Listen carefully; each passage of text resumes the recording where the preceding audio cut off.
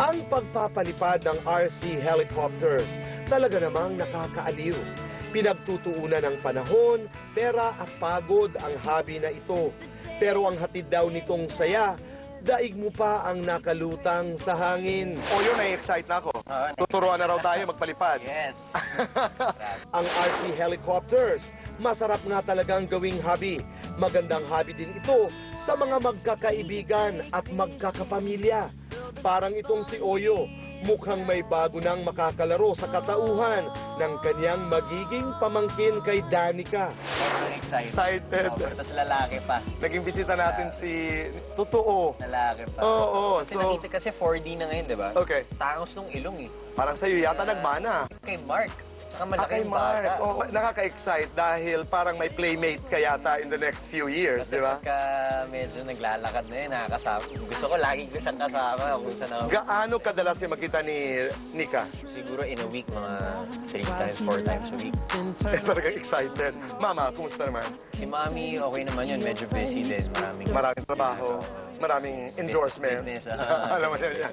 Negosyante at napakaganda pa rin. Anyway, excited tayo dahil tuturuan na tayo ngayon ni Ernie at saka ni Juancho kung paano magpalipad. Iba't ibang tricks, kaibigan. Para mas mapadali ang pagtuturo ng pagpapalipad ng RC, ina-activate ang trainer mode sa radio controller. Dito, dalawa ang maaaring magsalitan sa pagko-control ng helicopter. Bukas sa kotse, dalaway manibela. Pag nagkamali siya, aagawin ko. Maaagaw niyo kagad. Para mas murang crash. Ganda naman. Whatever you do not turn on this switch. Tantararan! Yan na. Parang kinakabahan ako lagi. Kinakabahan ka, Oyo? O para hindi ka kabahan, Oyo, eto muna ang isang Crash RC flying course para sa'yo. First, ang gagawin natin, iangat yung heli, i-hover ko dyan, tapos, let it stay there. Okay, your throttle position when you begin is half. Okay, that's to go up, that's to go down. Okay, do not jam the throttle like that. Dapat dahan-dahan para dahan-dahan yung Yes. pagbaba. Now, I want you to make the helicopter as stable as possible, but do not over-control. This one, pag ginanya mo, babaliktad yung heli. So, very, very mild ang stick input. Go, Oyo!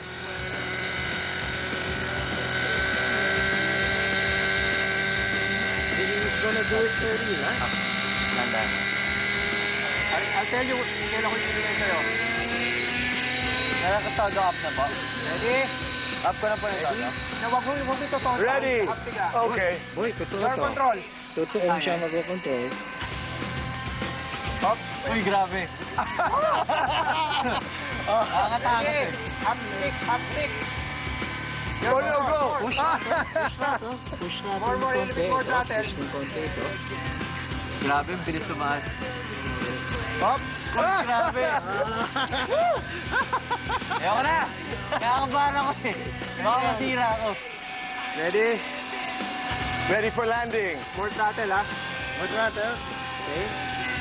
Uy, grabe. Sobra yan, sobra. Taas. Nakakaaliw. Sobra talagang nakakaaliw ang pagpapalipad, pati panunood ng RC. Tingnan nyo nga ang aming mga kasama. Napapanganga at napapapalakpak sa ganda ng mga tricks ng helicopter.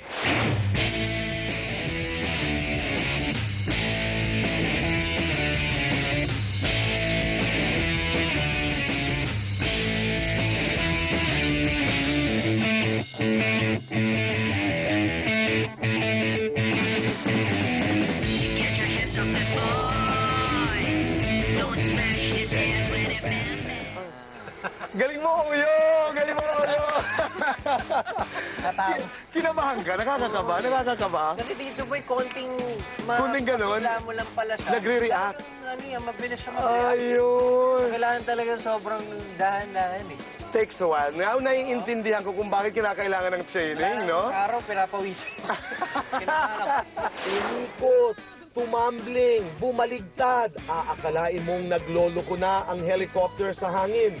Pero ang totoo, yan ang tinatawag nilang performance. Nakakabilib. Wow! Galing! salamat. Scratcha, maraming salamat. Juancho, maraming salamat. Oyo, maraming salamat. Thank you, Tito Boy. At sana'y marami pang hangin ang dumating sa ating buhay, Yes. di ba? Halimbawa lamang may isasakay ka sa helicopter. Marunong ka magmaneho. Sinong girl ang isasakay mo at bakit? Nanay ko. And I'm sure mag-i-enjoy yun. Yes. Maraming salamat. Oyo, maraming salamat. Mga kaibigan, marami pa pong mga kwentong hangin ang ating matutunghayan dito lamang po sa Boy and